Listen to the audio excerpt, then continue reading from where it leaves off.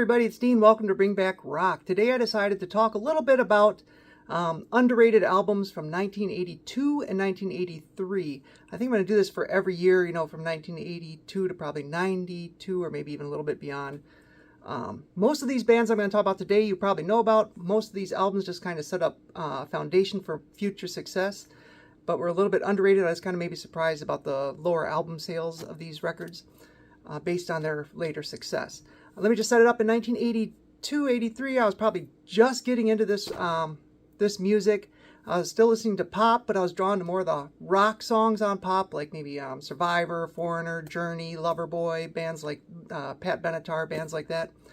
And I was more buying 45s, but this is when I just started buying albums, and I started, I had some pop albums and some metal albums, like I probably had Synchronicity by The Police, Rebel Yell by Billy Idol, which I love. I had a Billy Joel CD, or cassette. And then, of course, I also had Metal Health and Shout at the Devil, and was just starting to get into that and really loving that music. So, talk a little bit about 1982 and 1983. To start off with, around these years, we started having some big albums, some classic albums came out. You had Screaming for Vengeance by Judas Priest, Number of the Beast by Iron Maiden. You had Shout at the Devil by Motley Crue. This one had a little bit of success. This one was the first #1 heavy metal album, back when it was harder to get a #1 heavy metal album. You had to have album sales and airplay. In 1991, they changed that to just album sales. Van Halen had a #1 album, #1 single in Jump. So it was starting to infiltrate the mainstream. In 1984, it just broke loose. So these are some of the albums that I thought were a little bit underrated that came out in 1982 and 1983. All right, so as I said, I was kind of just getting into this, so I expect you guys in the comments to fill it up and with your recommendations of underrated bands from 82 and 83. To start with, it's this one. They had a lot of success 2 albums later, but Twisted Sister's Under the Blade came out in 1982. I believe. They had a lot of success in 1982. They had a lot of success in England thanks to some help from Lemmy Kilmister and some appearances on TV. I was just surprised that it sold 2 million copies worldwide, but did not even go gold in the US. I thought with their later success, it would have had a lot more album sales. There's some great songs on there. It's a heavy metal album, but there's a lot of anthems too, which they really became known for. And I thought that Under the Blade should have gotten... I was just surprised they didn't even go gold with that record. So another one that is an established band, they're on the downside of their career before once again establishing huge popularity, and that was Aerosmith's Rockin' a Hard Place. Now, only 3/5 of Aerosmith play on this record. There's no, they switched both guitarists out. Jimmy Crespo replaced Joe Perry, and Patrick Dufay came on as well. Interesting thing about this, Patrick Dufay is actually the reason, or part of the reason, he was one of the catalysts that got Aerosmith back together. He really thought that Joe and Steven had to be together, and actually kind of helped put that reunion back on track. The album's really, really good, though. A lot of people, I maybe don't give it enough credit or listen to it because it's, only part of the Aerosmith guys in it.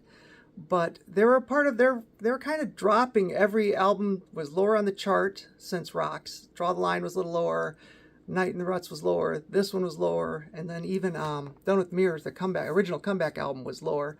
This one still went gold, but with how popular they were in the 70s and how popular they became later on in the 80s, I was surprised that this one barely reached gold status. So don't turn away from it just because Joe Perry's not on it. It's really a good album. Jimmy Crespo does a great job on it, and it's really worth checking out. So Rockin' a Hard Place. This one I was going to include in the classics from that time, but when I looked, I found the album sales were only around 300,000, which at the time was pretty good because it was a independent release, but it did get re-released by Atlantic, so I thought it would have been a lot higher. And that was Ratt's debut album. It's with only 300 albums sold, it's got to be underrated. Tawny Katian's legs there on the album cover from, her from the Whitesnake videos. She was in Rat's Back for More videos, dated Robin Crosby, married to David Coverdale. She was in movies like Witchboard and Bachelor Party, of course. But the funny thing about this one is, I mentioned this in the Rat Top 20 Songs video that I did, But there are 6 rats on her. There's a little brown one right about there, and then the 5 whiter ones. They had a guy come in. I told this story before, like I said. They had a guy come in who put the, a mouse wrangler for the shoot. And he, brought the mice out, put them on Tawny's legs, got the shot. But when he collected the mice, he brought 5. And like I said, there were 6 there. One of the locals decided to get in on the action. So it was a local wild mouse that made its way onto the photo shoot for that. But like I said, 300,000 copies with how popular they were in the 80s. They had all their albums up to Detonator went platinum, Detonator went gold. But that was during the grunge era when that started. They had big tours. They had people that were opening for them that became huge, like Bon Jovi and Poison. So big successful tours all over MTV, successful albums, and only 300,000 copies sold of their debut EP seemed a little bit low to me. The last one from 1982 that I'm going to talk about is another band that's kind of a cult favorite that never truly broke out, and we kind of know why, but Hanoi Rocks. Oriental Beat. It's probably my favorite Hanoi Rocks album from start to finish. Great music. Just really, really great music. Deserved a lot more recognition. They always stayed under the radar. I know Guns N' Roses did their best re-releasing all their records on their record label to try to give them some credit, but Hanoi Rocks never really broke out in the U.S. Oriental Beat is a great place to start if you want to check out Hanoi Rocks. Alright, I'm starting out 1983 with this album right here, the Joe Perry Project, Once a Rocker, Always a Rocker. I have it on cassette and on CD, but not on vinyl. Would love to have it on vinyl. Cowboy Mock Bell is the singer. The band was pretty messed up on tour around this time. A friend of mine saw them and said it was not the best show he'd ever seen, but I'm in the minority. I think this album is probably their best. I think they got better with each album. Most Joe Perry Project fans disagree with that totally, but I don't care. We like what we like. I love the songs on this album. Once a Rocker, Always a Rocker, Four Guns West, Walk With Me Sally, Black Velvet Pants. I love this album. Great album. Doesn't get a lot of love even from Joe Perry fans, so forget the bad album cover. Go check out the music on Once a Rocker, Always a Rocker. Just a really good, underrated album from 1983. The next one's a kind of a cult classic because it introduced us to Ron Keel and Yngwie Malmsteen and Steeler. If you haven't checked out Steeler and you're a fan of either one of those guys, you really got to check it out.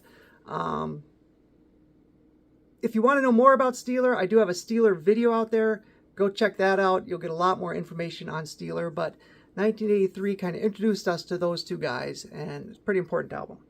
The next one is Lee Aaron. The Lee Aaron Project. Pretty good album. I don't think it was as good as Metal Queen or maybe Call of the Wild, but it's a good album. Set her up for future success.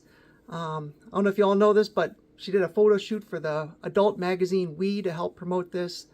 The Lee Aaron Project was a good start to Lee Aaron's career. Introduced us to one of the Metal Queens, depending on where you fall on that issue. But check out Lee Aaron, the Lee Aaron Project.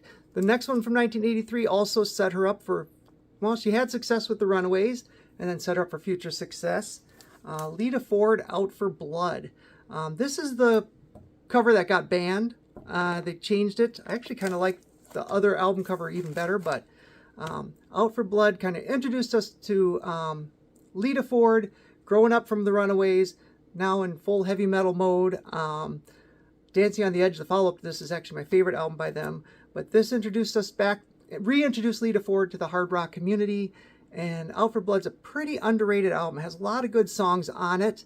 Like I said, not quite as good as What Was to Come, but a good release in 1983. All right, just another couple of albums from 1982 and 83 that came out that probably deserve your recognition. Y&T, a band that never really gets the recognition they deserve. Mean Streak and Black Tiger came out. Black Tiger in 82, Mean Streak in 83. And check those out. The Killer Dwarfs had their debut album come out in 1983 as well. Laid their foundation there for their later kind of moderate success. It is my least favorite Killer Dwarfs album, but like I said, definitely worth checking out if you want to see where they kind of started. And also another one that I came up with was Bitch. If you're not familiar with Bitch, they're a heavy metal band out of LA. They had kind of an S&M theme. Betsy Bitch, the lead singer, had kind of a dominatrix image there. They released 2 albums in 82 and 83, or an EP and an album in 82 and 83, Damnation Alley and Be My Slave. And then they then released The Bitch Is Back, and then they changed the band name to Betsy. Betsy Bitch. They just changed the name to Betsy and went in a more hard rock direction, looking for a little more mainstream success. And then they released one more EP, A Rose by Any Other Name, which was obviously a Shakespeare reference and also a reference to their name change. Also, they were on that album. They have a song that was going to be later on in their next project, which was going to just be called Betsy, B-E-T-Z, which I just found out about. But that project never came to be. So Bitch is another one. I want to hear everything else that you guys have from 1982 and 83. That should have been huge. I know there's a lot I left out. The future episodes are probably a lot more albums and bands by people you're maybe less familiar with or maybe don't know about. This really was 82 and 83 kind of was more bands laying the foundation for their future success and albums that were underrated. So I'm going to continue this with other years and probably have some more obscure bands listed. But that's it for 82 and 83 underrated albums. Thank you very much for watching, and I will catch up with you on the next episode.